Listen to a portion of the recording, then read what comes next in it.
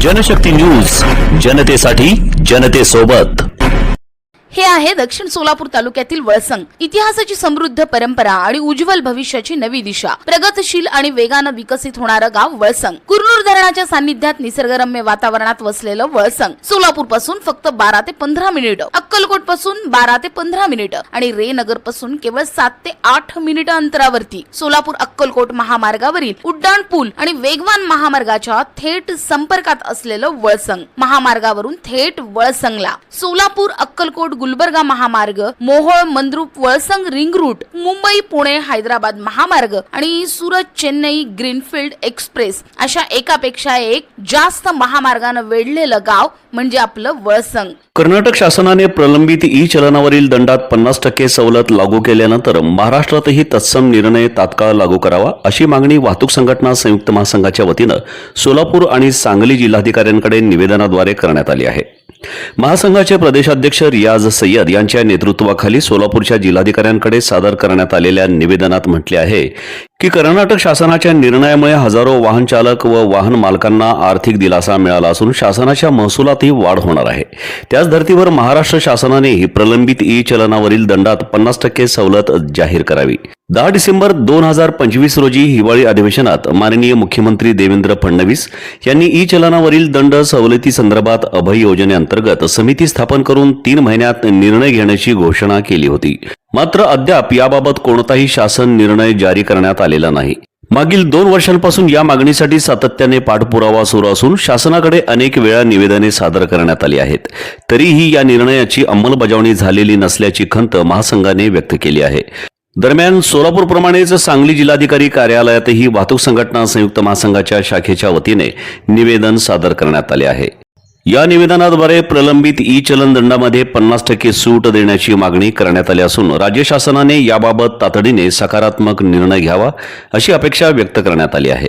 राज्यातील लाखो वाहन चालक, ऑटो रिक्षा चालक, टॅक्सी चालक, माल वाहतूक चालक आणि वाहन मालक आर्थिक अडचणींचा सामना करत असल्याने शासनाने कर्नाटकप्रमाणे महाराष्ट्रातही ई चलनावरील 50% दंड सवलतीचा निर्णय तात्काळ लागू करावा अशी मागणी निवेदनातून करण्यात आली आहे। या प्रसंगी महासंघाचे प्रदेशाध्यक्ष रियाज सय्यद, महासचिव प्रदीप शिंगे, प्रभारी शहराध्यक्ष शंकर राऊत, इम्रान शेख, यासिन मुल्ला, मनोहर खांडेकर, अन्सार शेख आणि इतर पदाधिकारी उपस्थित होते। मुख्यमंत्री देवेंद्र फडणवीस साहेबांनी 10 डिसेंबर 2025 रोजी प्रलंबित ई चलनावर 50% सूट देण्याचं जे आश्वासन दिलं होतं आणि त्यांनी सांगितलं होतं की 3 महिन्याच्या आत समिती गठीत करून हे दंड 50% सूट मिळेल अभय योजनेअंतर्गत।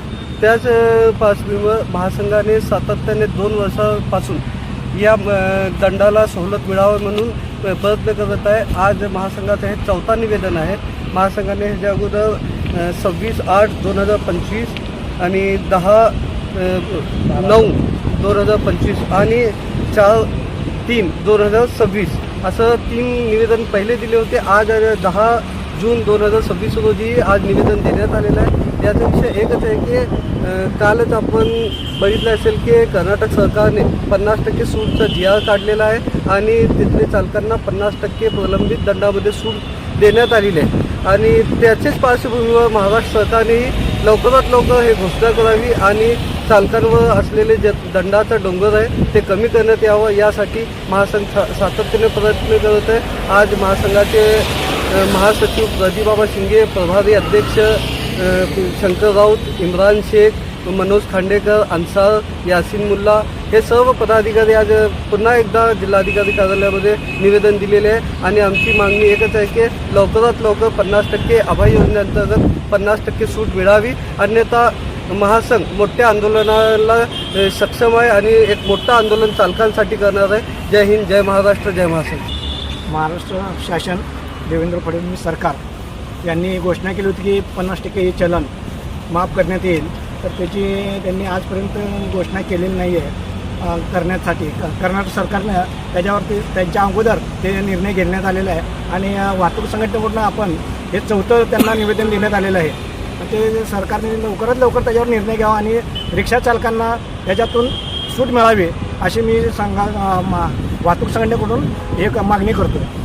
हे आता महाराष्ट्राच्या नकाशावरती नव्या विकासाचं केंद्र बनलंय. वळसंग मध्ये आहेत प्रसिद्ध मंदिरं, सोलार हब, टोल नाका, जवळच आहे कुरनूर धरणाचं ताजं पाणी आणि निसर्ग सौंदर्य, आकर्षक हॉटेल्स आणि ढाबे सुद्धा. प्रवासात थकलेल्या प्रवाशांसाठी स्वादिष्ट जेवण, आराम, ताजेतवाने आणि प्रदूषण मुक्त वातावरण. वळसंग हे केवळ गाव नाही, एक उत्कृष्ट थांबा आहे, एक संधी आहे, एक भविष्य आहे.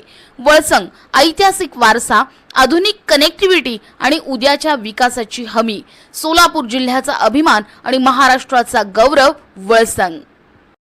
क्या आप अपने बच्चों के मुस्तकबिल के लिए बेहतरीन स्कूल की तलाश में हैं? तो आइए, शमा एजुकेशन सोसाइटी संचालित हदवाड़ भाग की पहली digital school Shama Urdu primary school KG से लेकर 8वीं तक तालीम, उर्दू, हिंदी, मराठी और अंग्रेजी जबान में बेहतरीन गाइडेंस, शानदार इमारत, तजर्बेकार शिक्षक, आधुनिक कंप्यूटर और साइंस लैब, साथ ही मुफ्त ड्रेस और किताबें, पानी पीने के लिए फिल्टर मशीन का इस्तेमाल, साल भर तालीमी सरगर्मियां और बच्चों की बेहतर रहनुमाई के खास प्रोग्राम। आज ही दाखिला लें।